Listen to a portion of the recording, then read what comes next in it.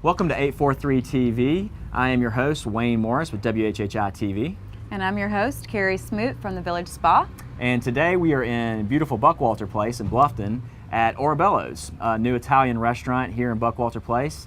And we're very excited to be here. It's a great place. The smell inside is making me want to stay for lunch, for sure. It smells delicious. And our first guest is the general manager of Orabello's, Jennifer Dempsey. So she's going to be talking about how her family's involved here and the location and just the great new restaurant they built here.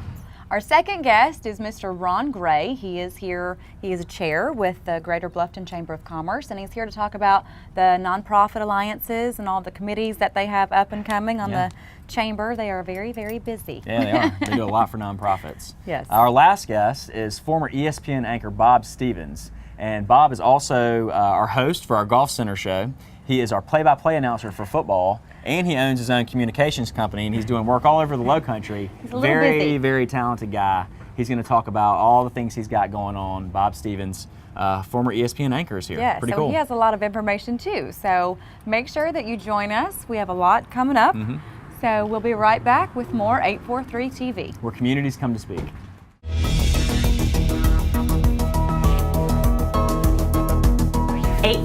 TV, where Bluffton comes to speak.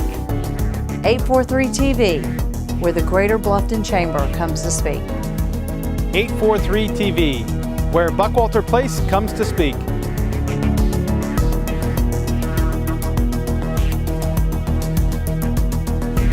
.843 TV, Where communities come to speak. Welcome to 843 TV. We are here now with Miss Jennifer Dempsey. She is the Vice President and the General Manager at Orabello's. How are you? Good, thank you. So we have a new restaurant in town. It's Orabello's Bistro and Pizzeria. So tell everybody a little bit about it.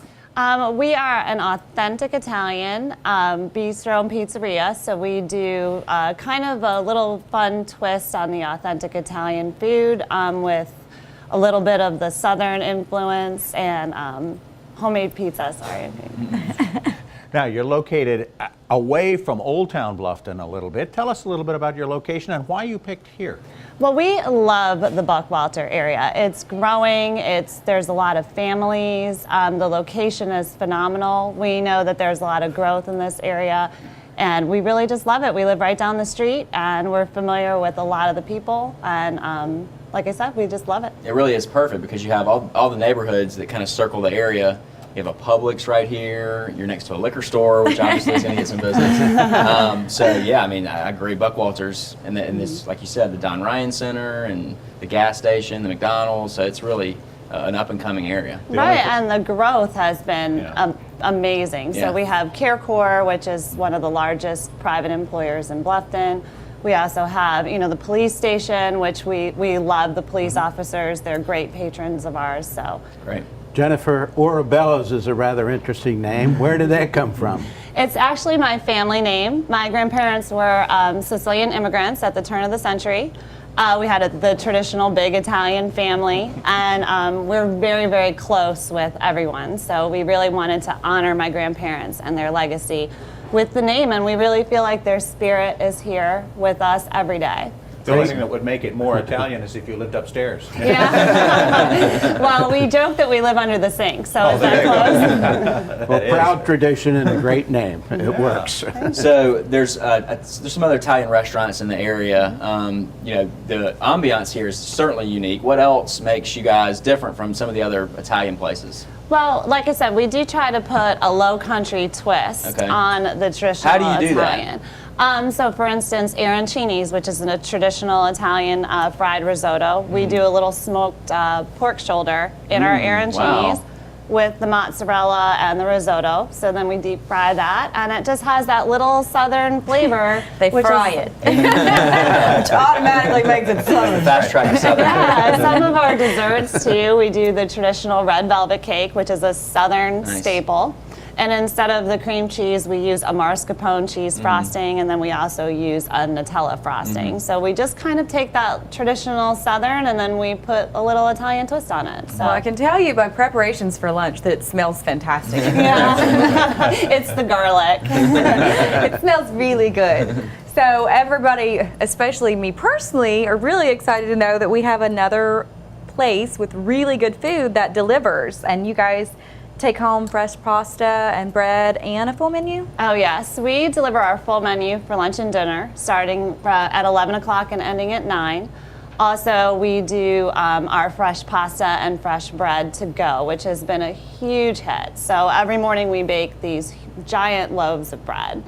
And if you'd like, you can take home a quarter or a half or 3/4 or even the full loaf, which works great for some of the bigger families like ours that like to go through bread. And then the fresh pasta has also been a huge hit. There's really nothing like it. Now, do you need to call ahead for that, or can you just... For the bread, no. You can take the bread home at any point, but for fresh pasta, we do need just a little call in the morning so we can get it prepared for you. How long have you had this dream of doing this kind of a restaurant? Oh, forever it feels like. We've been in the restaurant industry, my husband and myself, for 20 years. And we have just always wanted to do something like this for the area.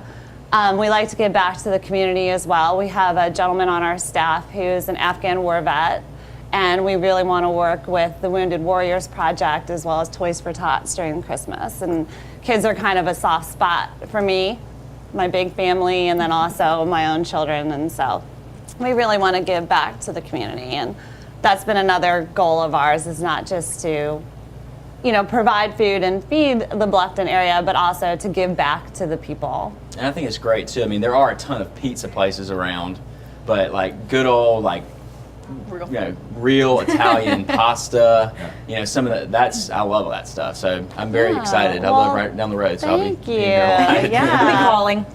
Well, we definitely want people to feel when they walk in like they're coming in for family dinner. Right. Because, you know, the traditional Sunday dinner, you sit down, you know, you see your friends and you talk and you interact, and we really want to bring that to the area. So when you come in, you're going to see me and sometimes my 12-year-old who busses tables on the weekends, and my mom who supervises sometimes. And so it's just that big family atmosphere. And it's very comfortable here too, with the booths and the pictures. It's a very nice place is. to have a nice Well, thank you for pointing that occasion. out. A lot Yeah. of our photography and artwork is done by local artists. Oh, wow. We do have the SCAD students who did the murals on the wall, as well as several local artists who have done a lot of the artwork that you see up It's here. beautiful. Great. It How works. great is that? I mean, generations. You just mentioned 3 generations are here.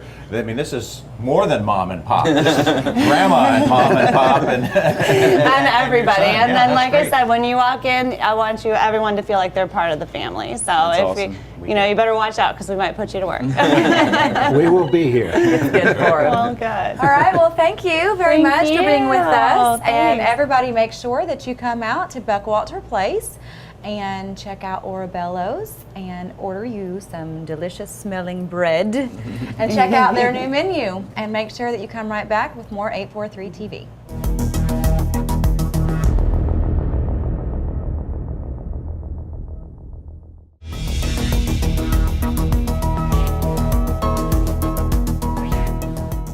Welcome back to 843 TV. We're here now with Mr. Ron Gray. He is here representing the Greater Bluffton Chamber of Commerce. How are you today? Fine, thank you. It's good to be here. So you are the chair for the Nonprofit Alliance and Awareness Committee, correct? Correct. So for anybody that doesn't know what that is, please explain that. And what does it do?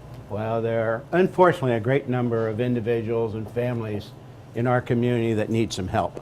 So the Chamber earlier this year set up a committee consisting of leaders from the nonprofit community to really help identify or create ways to provide more services and to touch more lives.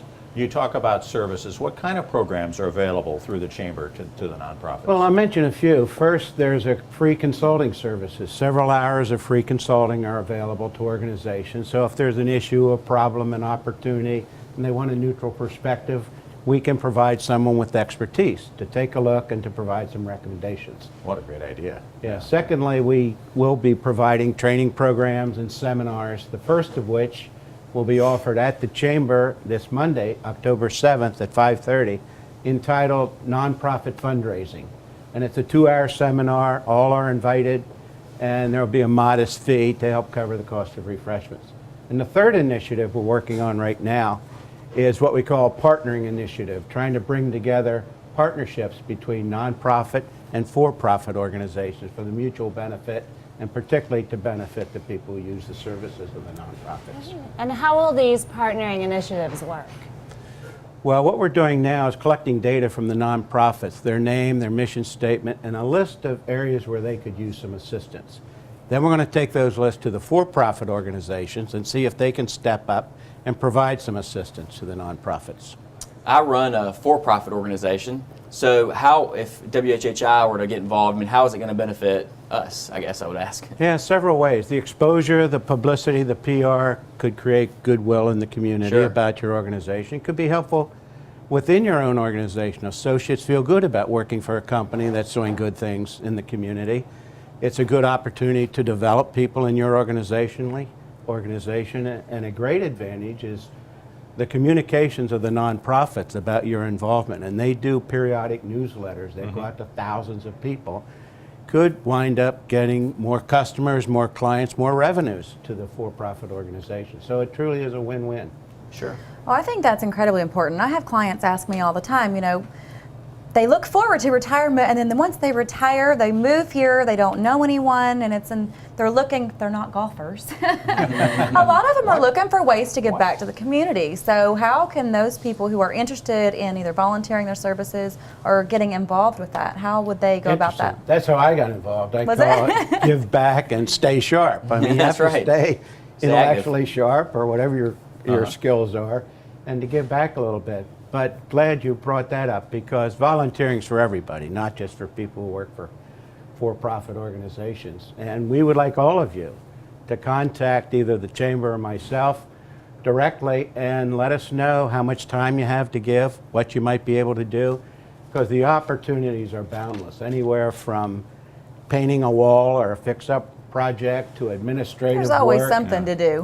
reception work, answering phones, keying data, helping to run events, specialized skills and knowledge in areas like communications or legal or accounting or any area where you might, I was gonna technology, say, all the yeah. non-profits need help with their websites. I was going to say, and you their have found out, Facebook and- I'm sure you found out in your years down here how incredibly talented this area is, the people who move in here from out of town, and how much talent they bring and the great things they have already done in their careers. And this is really a chance to extend that, isn't it? Well, not only talented, they're good people. Yeah.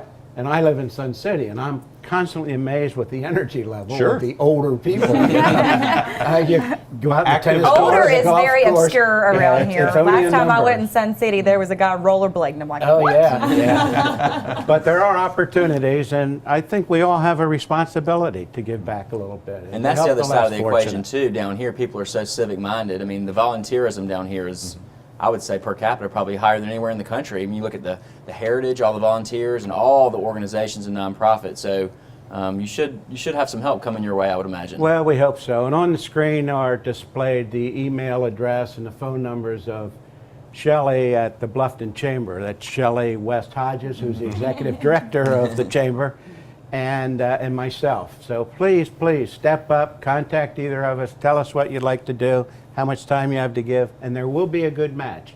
And in my experience, I found that people who volunteer and who give generally get back more than they give. Oh, absolutely. So the opportunity is there, so please and please what's give it a your try. time frame on this? When are you looking to kick all this off? Well, Start we are everything? in the process of collecting data from the nonprofits now. We will have that within a few weeks, and then we will be approaching the for-profits. But as of today, anyone can contact So us. right now. And we can put you to work and use your talents. That's terrific. They run so many events, the nonprofits, it's a big fundraiser. But when you run an event, you need a lot of help. Yeah. Oh yeah. In planning it, in orchestrating it, in just being there and helping out. And It's like down- starting a business. Yeah. Right. And So, down here, events are very misleading. They're not small. No. And But- I know that the Bluffton Chamber will give them a kudos because their last several events They've have been grown huge. exponentially above what Absolutely. they. Well, the Greater Bluffton Chamber is growing rapidly. There are now over 350 members, and it's only been in operation for a year year. or so now. And it's just a wonderful thing. And they're trying to bring focus to the Bluffton community. They're part of the Greater Hilton Head Bluffton Chamber, but that chamber focuses heavily on tourism in the island, which is very appropriate.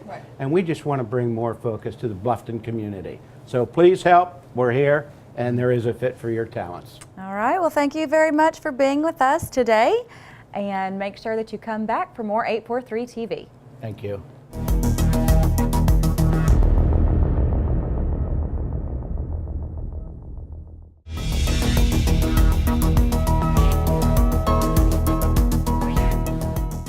Welcome back to 843 TV. We are now joined by Bob Stevens. Welcome, Bob. Wayne, good to see you. Bob is the president of Stevens Communications, also the host of Golf Center here on WHHI-TV, and the host of the Covert Air High School Football Bowl Series. You got it out. I did. You got it right. Very good. Very good Thanks job. for being here. Oh, it's great to be here. It's great to be a part of the Low Country and with kids and sports in the Low Country. Oh, yeah. We're doing it all, aren't we? Absolutely. We got a lot Now, going on. Stevens Communications is your Yes. company. Right. Tell us about it and what you guys exactly do here in the Low Country. Well, you guys is me. Okay. And it's I create content, which is what I do with Golf Center Sure. and with the Covert Air High School Football Bowl Series.